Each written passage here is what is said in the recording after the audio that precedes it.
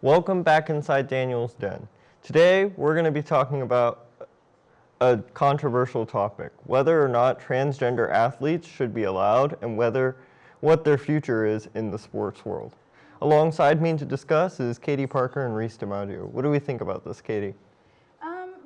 I think that this is a topic that is really early. We have 0.5 of the U.S. population is trans, and less than that are athletes. I think the biggest issue with this discussion comes from men transitioning to women, joining women's sports. The issue with that is that biologically they have bigger hands, bigger backs, bigger respiratory systems, longer limbs, and because of that, it already puts them at a physical advantage. They're on hormone suppressants and hormone blockers, but there's bigger issues here than just those levels.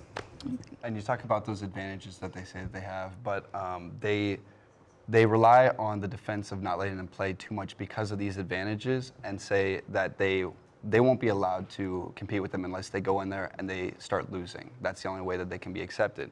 But with states recently like Mississippi and Idaho passing bills that'll ban transgender women from playing women's sports, they're not even going to get the chance to prove that they can compete. Well, I think that their bodies are already used to playing with a bigger scale. So whenever these men who transition into women, they're dropped into a women's sport. Look at basketball, for example. A basketball for boys ages 12 to 14 is the same size basketball used for women ages 12 all the way up until the pros.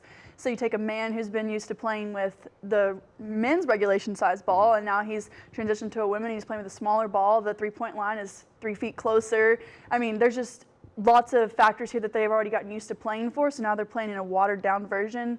Even though they've had the hormone suppressants and everything, they're already playing in a watered-down version of what they're used to playing too.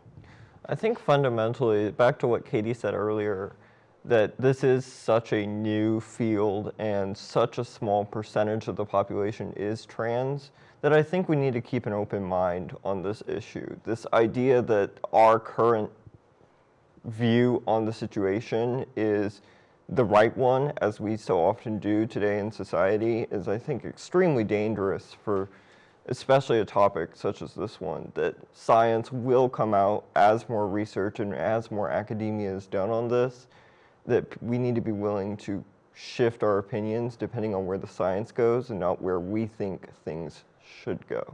Exactly. I think it's too early to make a decision whether it's allowed or whether it's not allowed, if it's banned or if it's not going to be banned. It is too early, and the numbers are too small to make a league of their own, to that kind of thing. So I think it's too early to jump on anything, but time will tell, and we will figure out what we need to do the longer we learn about this.